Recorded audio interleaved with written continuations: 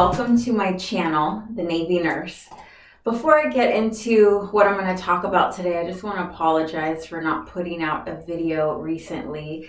I have just started in the ICU and it has been a whirlwind of an experience. I'm learning a lot, and even on my days off, I still have to, come in and do some officer collateral duties, and I'm teaching people how to insert peripheral IVs using ultrasound. So I've just been super busy, and then add on to that, I want to spend time with my hubby and my kids, and have time to work out and do yoga and all those things as well. So first of all, I apologize for that. I think what my goal is going to be is to put out about 2 videos a month. That would be my goal.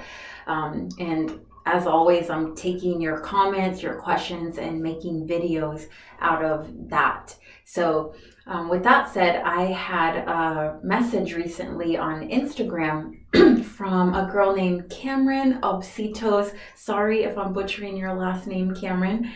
But she had some really good questions about basically what it's like to be a Navy nurse, and I thought I'd do a video answering her questions because they're really good questions. So Cameron, thank you for asking me those questions. So I'm just gonna look at my phone and just go question by question. So the first one is, how often do you get restationed?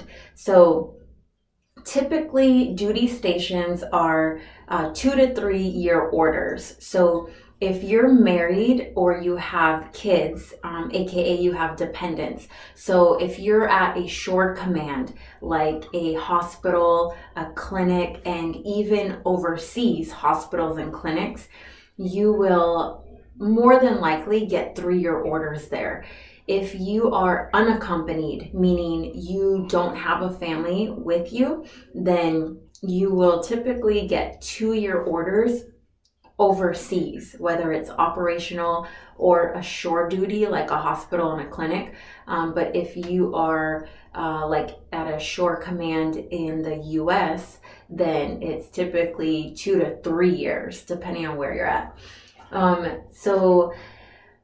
Some places I know, like Bahrain, Guantanamo Bay, Cuba, sometimes they'll just only send you for a year.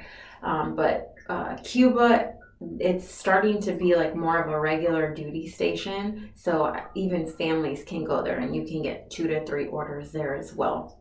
So it's usually 2 to 3 years in an area. Now you can request extensions.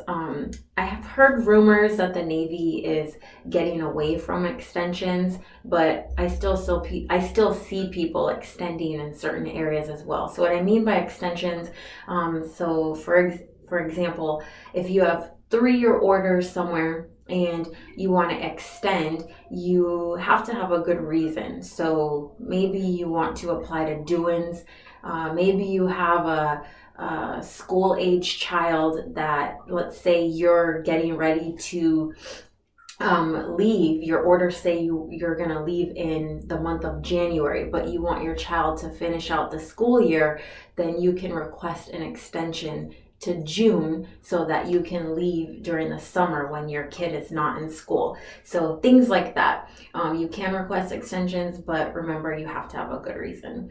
Okay, so second question, how long are you stationed for? So I already answered that for the how often do you get restationed.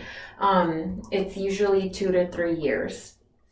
On that note, I do know people, like, let's say you really love California and you want to stay in California for as long as you can. You can go to the hospital there, you can go to the clinic afterwards, and then you can go operational like with the Marines or the Fleet Surgical Team. You can request to go on a ship. So California is one of those places where you literally have all of those in one state. So you could possibly spend your entire career stationed in California, but you're going to different units and different types of duties. Not all states are like that. Some states, they only have a clinic or they only have an operational billet. So I know Virginia and California are two of those states where you literally could spend your entire career there. All right, next question.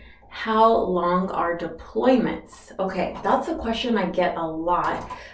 So typically, deployments for Navy nurses, the longest I've seen are about 7 to 8 months, but that's not typical.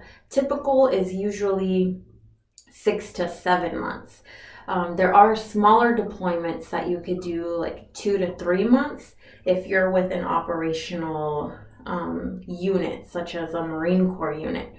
It also depends where you're at. So here in Okinawa, we do have fleet surgical teams or one fleet surgical team, and then we have the 3rd Medical Battalion. And I know with them, they tend to deploy smaller little deployments, but more often. So, for example, if you have 2-year orders with 3rd Med Battalion, then you could possibly be going on different missions or different deployments, 2-3 months here, come back, do a month here. When in California, if you're with 1st Med Battalion, then you could possibly be there for 2 whole years and deploy only one time for 6 to 7 months. So it depends where in the world you are and what type of unit you are with. But typically, you won't be gone for more than 7 months. Let's see. When you enlist to be in the Navy, do nurses have to go to boot camp? Okay, good question. So not all the time.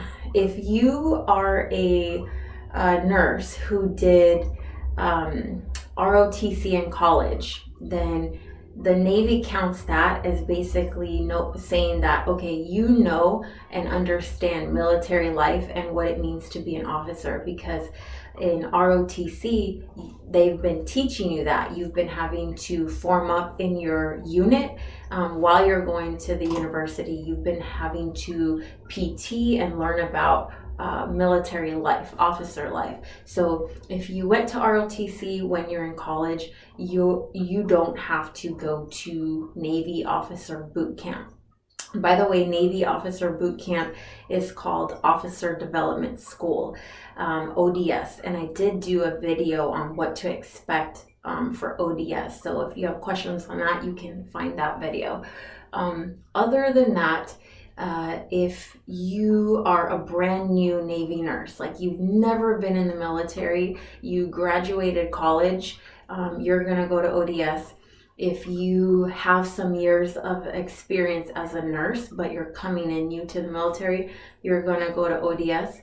And then even like me, I was enlisted before. I went to enlisted boot camp.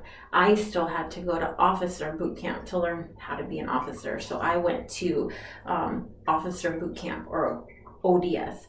So ODS, I'll just do a quick tidbit on ODS, is a 5-week program, and it's nowhere near as bad as enlisted boot camp. It was quite easy, actually. But like I said, I did a video on ODS, so you can go and find out about ODS in that video. Next question is, are you in danger of being shot at, or are you near combat when you're deployed?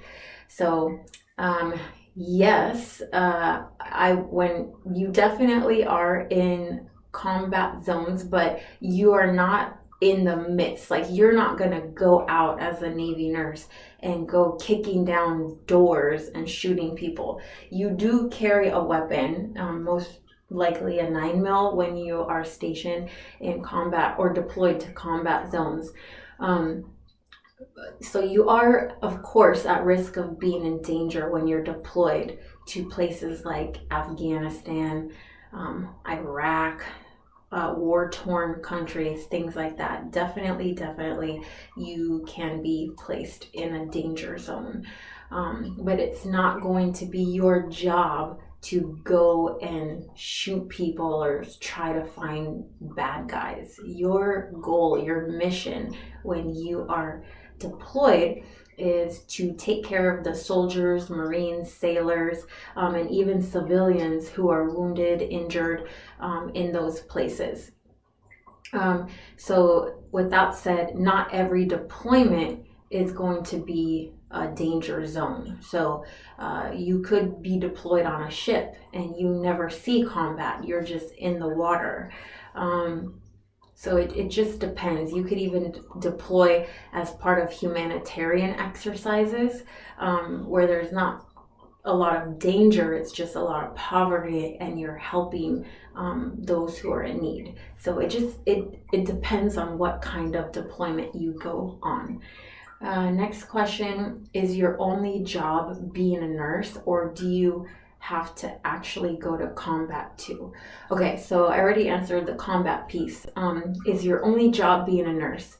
No. So when you're in the Navy, you are an officer, you are a leader as well. So you are expected to do other things. You're expected to be part of committees.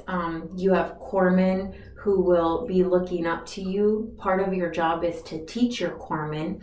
And for those of you who don't know what corpsmen are, they are like technicians, like medical assistants, but a lot more than a medical assistant. You can teach them how to do an assessment. They can place IVs, they can give certain types of drugs. So I will say, if you train your corpsmen, they will help you a lot and make your shifts easier while you're nursing.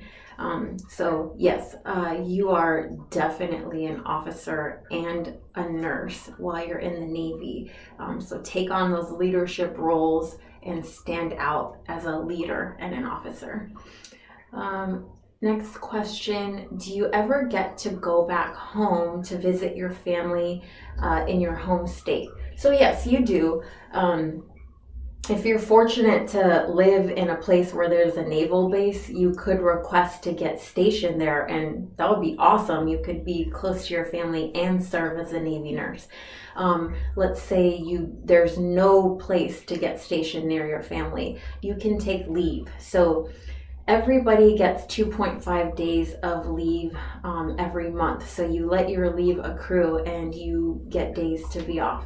So all you have to do is just request leave for however many days, and you can go see your family whenever you want, as long as your chain of command approves it and it's not interfering with the mission. But I can say I've been in for 14, 15 years now, and I've never had leave disapproved.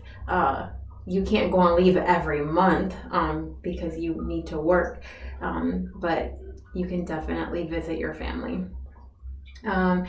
Next question, talk about salary. Okay, so that's a really, really good question. Okay, so there is a pay scale. Anybody can Google it. If you Google military pay scale and click on the 2019 rates, you can look at what you would be getting base pay. So let's say you are in 01, brand new, coming into the military. It's a chart. You'll look at 01, and I believe that's the horizontal line on the pay scale. And then going down, it'll say how many years you've been in. So it'll say like 01, less than 5 years. And then you'll see how much you're getting paid. So I can't possibly talk about like how much exactly dollar amount you're going to be getting paid. It's just because I haven't memorized it. I don't know. But if you look at that pay scale, you can see how much you would be getting paid entry level. And you do get pay raises as you stay in the military. So the more years you stay in the military, the more you're going to get paid. So another thing is that pay scale is just your base pay. You are going to get more money than that because you're an officer, so you will get pay for your food each month, and you will get a stipend for your housing if you live off base. So you can also look that up on Google. You can look up BAH or I forgot what BH. It's basically a housing allowance. I forgot exactly what it stands for, what the acronym stands for, but basically it's a housing allowance. And you can look up how much you would be getting paid if you live in California versus if you live in South Carolina versus Virginia, and so on and so forth. And then the last question, do you work on ships or buildings? So it just depends. You can work in buildings and you can work on ships. It just depends where you get stationed. If you are at a shore command, you're definitely going to work in a building. You're going to be at a hospital, most likely your first command, or you could be at a clinic.